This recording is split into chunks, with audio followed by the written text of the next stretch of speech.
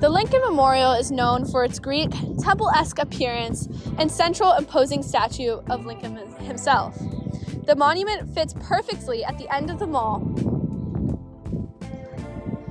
and its direct line with a reflecting pool, World War II Memorial, and Washington Monument. From the back of the monument, you can look at Arlington Cemetery across the Potomac River into Virginia. A sacred space is created by the combination of carved speeches, murals, and most importantly, the looming statue of Lincoln himself. The Lincoln Memorial is 190 feet long and 120 feet wide and 100 feet tall. The memorial is constructed with Colorado Yule marble, which gives the century-old monument a vibrant limestone feel. The steps are the front component of the Lincoln Memorial. They start from the edge of the reflection pool and continue to ascend towards the memorial entrance.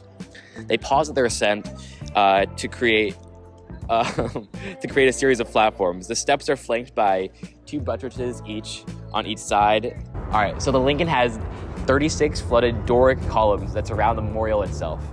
These represent the 36 states in the Union at the time of Lincoln's untimely death in 1865. Each individual column is composed with 12 individual drums. The columns stand at 44 feet wide with a base of 7 feet and 5 inches. Above each of the columns are the names of the state it represents and the date it was entered into the Union. These are inscribed into the frieze, and the names of each state are separated by double wreath medallions. The Lincoln Memorial's interior is divided into 3 chambers: the north, the south, and the central. 2 rows of 50-foot-high columns with 5-foot, 6-inch diameter bases separate each chamber. These larger-than-life elements envelop the larger-than-life statue of Abraham Lincoln to create an atmosphere of quiet reflection and awe. In the south chamber lies the Gettysburg Address Lincoln gave on November 19, 1863. Lincoln gave the speech for the Soldiers' National Cemetery in Gettysburg, Pennsylvania. In the speech, Lincoln uses an emotional appeal about the incredible loss of life during the Civil War to call for action towards winning the war and fighting for ideals America was established on. Lincoln recognizes the large number of men who died in this war and emphasizes that they must not die in vain. Lincoln says this as a crucial time in the war when the Union armies needed to continue their pursuit of major Confederate cities in their campaign. The Lincoln Memorial makes use of both abstract and representational visual elements. The abstract nature of the features is most directly shown by the 36 columns that line the exterior. These columns illustrate the Union that Lincoln unified at the end of the Civil War and his efforts towards peace. Furthermore, the statue of Lincoln has clear, worn details to show the strong nature of Lincoln's character through the hardships he endured. Lincoln's hands show his qualities as a leader, with one hand closed with the firm grasp and the other more open. The clenched hand shows Lincoln's determination to see the Civil War through and his relentlessness. The more open hand is supposed to show his nature as a person who lived with compassion. The Lincoln is a memorial to the great equalizer and has a deep history of persistence physically and as a landmark for many civil rights movements. Martin Luther King Jr. famously gave his "I Have a Dream" speech on the steps of the monument. However, the monument's creation did not come without controversy. The bill to build the Lincoln Memorial was drafted in 1867 but wasn't commissioned until 1911 because of the swamp surrounding the area. Construction didn't begin until 1914 and wasn't finished until 1922. The geographical surroundings seemed to be the greatest controversy, as the creator of the monument urged for artistic vision that Congress didn't fully understand in the time period. But because of the commitment to the vision, the monument today is regarded as a beautiful conclusion of the westward expansion of the mall. In itself is not a metaphor, but there are metaphorical elements specifically in the murals. The murals are meant to represent Lincoln's core values. The key figure in these images is the Angel of Truth, which is meant to represent Lincoln's actions. The angel is seen freeing slaves in the South Wall mural and unifying the North and the South under her wings on the North Wall. The North mural is also shown flourishing of culture represented by different figures. The murals overall show representations of justice, law, faith, hope, and charity. The monument builds credibility through the usage of inscriptions. Around the monument there are many of Lincoln's most important speeches and quotes, such as Lincoln's second inaugural address and the Gettysburg Address. In addition to the inscriptions of his speeches and quotes, the inclusion of some parts of his history helps add to the logical appeal of having a memorial to Lincoln. The large structure and huge version of Lincoln sitting down is imposing in a way to invoke a sense of awe. This use of emotion is used to show the significance of the monument. By having the monument also connect to the idea of democracy itself, it is making the monument seem more significant emotionally by connecting the person memorialized to such a large concept. Just to start, how do you experience the memorial? What does being here make you feel? Tall, I mostly enjoy the tactful way in which Americans have found to not only celebrate but honor their history. So the manner in which we've found a way to make the space open for all, to make it timeless, and to make it a piece of not only American history but American progress. Are you a DC native or are you from out of state? I'm from out of state. Where are you from? I'm from Florida. And how do you think the monument stays relevant to America today?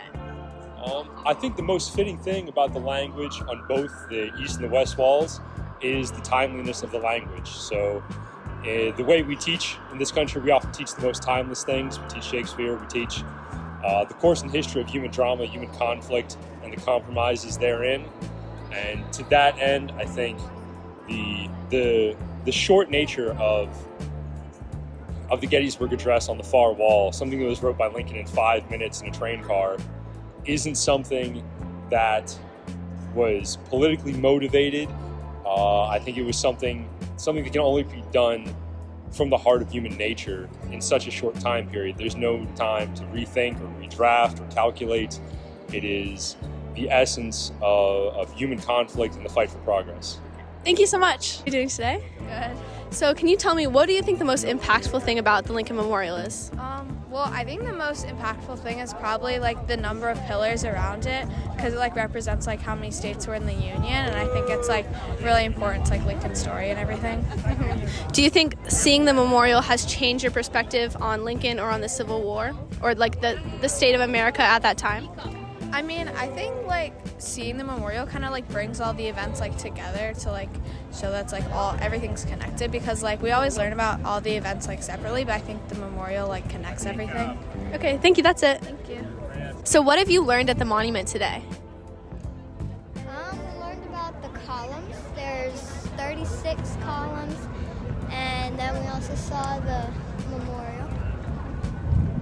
Is there anything that you would like the kids to take away from the monument? What do you want their takeaway to be? I think just the importance of why we have the monuments and what they can learn about history by visiting the monuments. Question is, how did like the historical significance of this monument impact like why you chose to take some photos here? It didn't. It just looked cool. Look cool? Honestly, like I want to go take one on Lincoln's lap, but like it's kind of illegal. So Yeah, that'd be a hard fix though. Yeah. honestly.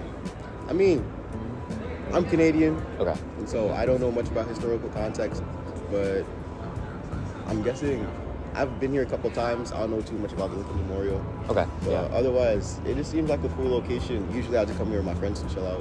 Yeah. It's a Yeah. good spot though. Oh yeah. Thank you. All right. So can I ask where you guys are visiting from today? I'm from Australia. Awesome. Okay. I'm from Delaware. Nice. Okay. So what made you guys like choose to visit the Lincoln? I just think it's one of the more majestic memorials, you Okay. know. So, and it was a beautiful day, so we decided Yeah. to take a walk in this direction. Totally. Yeah. What can you appreciate about like the architecture and things about it? It's just so big, you know. Yeah, it's yeah. Scale. It's the scale is Fair, pretty yeah. cool, and the way they've documented his major speeches, I think, is nicely done too. Definitely. Yeah. Okay. So just the first question is, did like the historical significance of this monument impact like why you chose to take pictures here? I suggested that we didn't come to the monuments. I think it was just more of sticking with tradition of Okay. what we've seen before at Georgetown with other. Yeah, I wanted to go to Gotcha. the park. To the park? Yeah. Got you. Okay. Okay. Thank you. The Lincoln Memorial, a landmark for the 16th President of the United States and his demand for freedom, is a testament to the Union and his preservation of the nation. The large, cube-like structure is outlined with the names of 48 states and demands the viewer to opening of which is centered by Lincoln's figure. Many of the symbols that adorn the monument ask the viewer to remember his military presence, invoked the use of neoclassical design that reminds most of Athens and the Romans, as explained by the National Park Service.